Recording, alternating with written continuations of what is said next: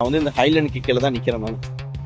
இங்கே சூப்பரான 2 ப்ராஜெக்ட் இருக்குங்க. 2மே வந்து ஐகானிக் ப்ராஜெக்ட்ஸு.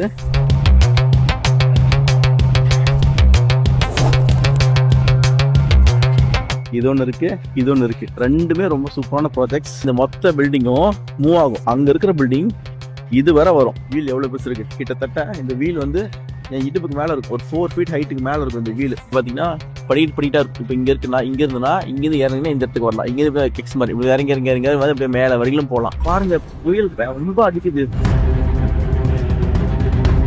இவ்வளோ ஷார்ட் நோட்டீஸில் இவ்வளோ பெரிய புயல் வந்து எக்ஸ்பெக்ட் பண்ணலைங்க. இங்கே வெதர் தாறுமாறாக மாறிட்டு இருக்கு. இங்கே பாருங்க எப்படி இருக்கு, தெரியுதா? எப்படி இருக்கு பாருங்க.